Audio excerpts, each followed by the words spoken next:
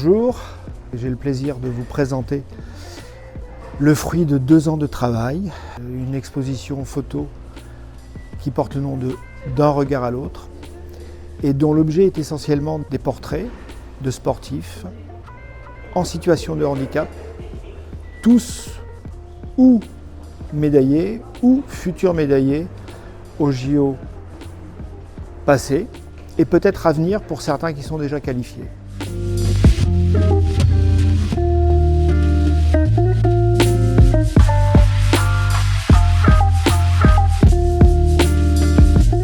Personnellement, je m'appelle Jacques Cohen, je suis photographe, je suis également kinésithérapeute et au travers de mon travail, au travers de ma sensibilité, de ma culture, de mes rencontres, j'ai eu l'occasion de travailler avec une personne qui est devenue une amie forte, avec qui on a monté une association.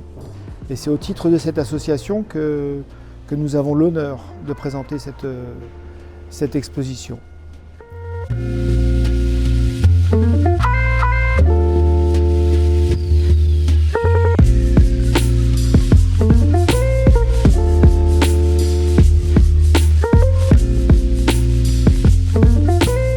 Une personnalité marseillaise qui, elle aussi, nous a fait l'honneur d'être le parrain de ce projet, de cette exposition.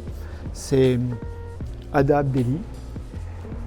On a réussi grâce à lui à faire son portrait, et plusieurs portraits d'ailleurs, celui-là est exposé ici, grâce à l'aimable autorisation du Cercle des nageurs de Marseille, qui nous a ouvert ses portes, qui nous a laissé déambuler là où on voulait. Et donc on a trouvé un espace assez solitaire en ce dimanche matin où il faisait un temps merveilleux et où on pouvait avoir un petit fond de Marseille. Voilà, tout à l'honneur de Marseille au travers d'une personnalité vibrante et que vous connaissez tous et toutes.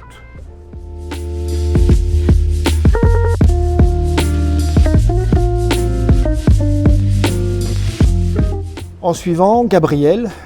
Gabriel est un nageur qui appartient au comité handisport de Marseille et son regard, son attitude m'a permis de donner en fait une petite ambiance un peu plus forte, un peu plus profonde d'un nageur qui lui a aussi son handicap, mais ce handicap est un peu caché dans sa posture, dans sa position.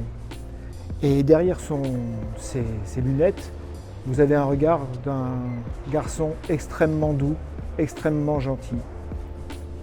Mais ça n'apparaît pas forcément directement sur la photo.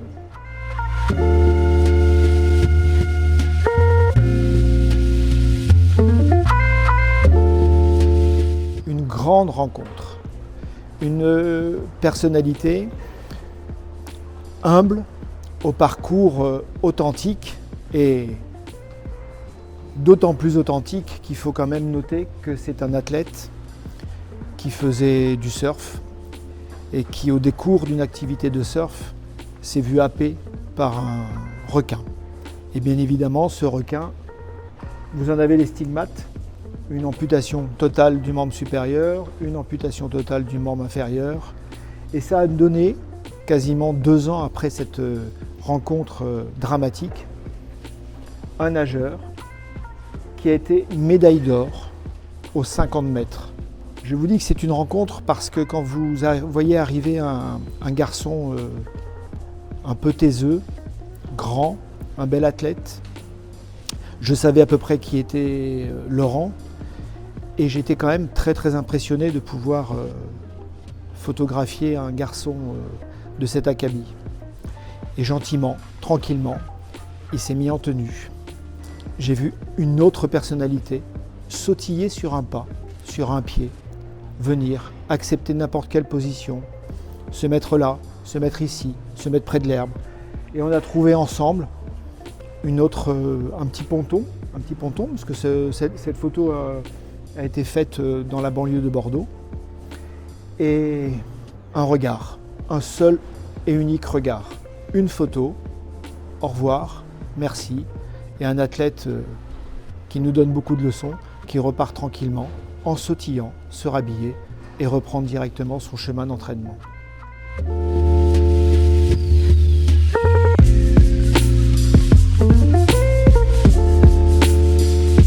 Sophie, et là vous la voyez symboliquement sous le logo du Cercle des nageurs de Marseille, et je peux vous dire que c'est quand même une fierté pour nous dans notre association d'avoir fait cette photo avec cette symbolique. Sophie appartient au club handisport de Marseille. Il nous a fallu quand même jouer un peu d'équilibre pour monter très très haut, tout en haut, franchir des petites barrières naturelles pour pouvoir poser nos flashs et être sûr que rien ne pouvait arriver de déséquilibrant, surtout pour elle et pour les autres athlètes, et un peu pour moi et pour le matériel.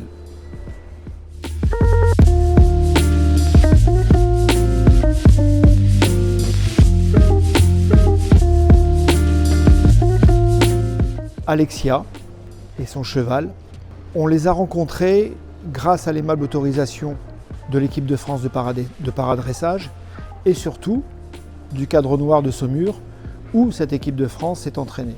Cette jeune fille a forcément un handicap, une maladie extrêmement invalidante qui, quand on la diagnostique à 25 ans, donne forcément un itinéraire de vie pas très facile, compliqué. Et moi, j'ai d'abord eu le regard presque de ma profession avant d'avoir le regard de photographe. Et ça m'a un peu déstabilisé. Mais elle a été extrêmement gentille, extrêmement docile, entre guillemets, pour pouvoir poser, se présenter face à l'appareil. Et cette photo aussi est un hommage à un autre grand photographe que j'apprécie et que j'admire particulièrement et pour lequel j'ai voulu faire un petit clin d'œil.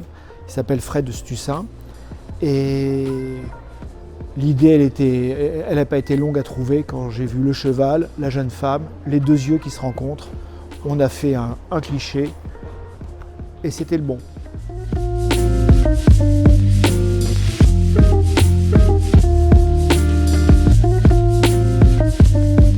Cette jeune fille, Maëlie, n'appartient pas au corps des parasportifs, mais elle fait partie de ce qu'on appelle le sport adapté. Vous avez le parasport, le sport adapté. Le sport adapté est souvent un petit peu le parent pauvre des personnalités en situation de handicap, mais il était important aussi de promouvoir le sport adapté, de présenter des personnalités, de belles images, de belles personnes. Et Maëlie en fait partie. Elle a été quand même médaillée en 2023 aux Global Games de Vichy, qui sont également des compétitions liées et exclusivement réservées aux sportifs et aux sportifs adaptés.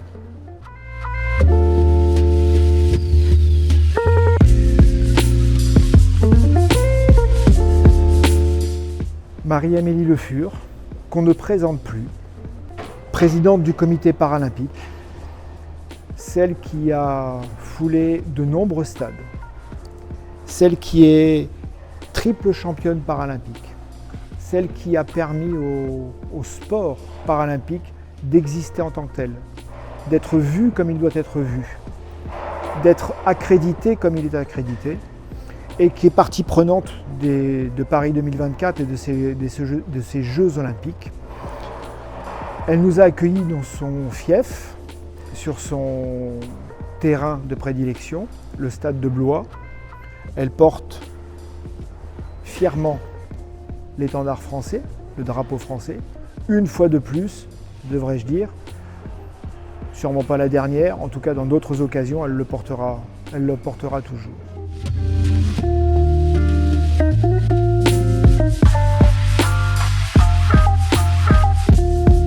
Tiffaine Soldé. Tiffaine Soldé, c'est la Benjamine. C'est celle qui est sur les traces de Marie-Amélie Le Fur, pour qui Marie-Amélie Le Fur a toujours été un exemple. Donc elle court, Tiffaine, elle court après Marie-Amélie, elle court après un titre, Elle court après une qualification aux Jeux Olympiques 2024. Elle nous a accueillis également sur son stade de prédilection à Tours-Gramont. Elle vous présente un regard de jeune fille combattante, résiliente, vraiment résiliente, quand on sait que c'est depuis son plus jeune âge qu'elle est rentrée dans le domaine des personnalités handicapées.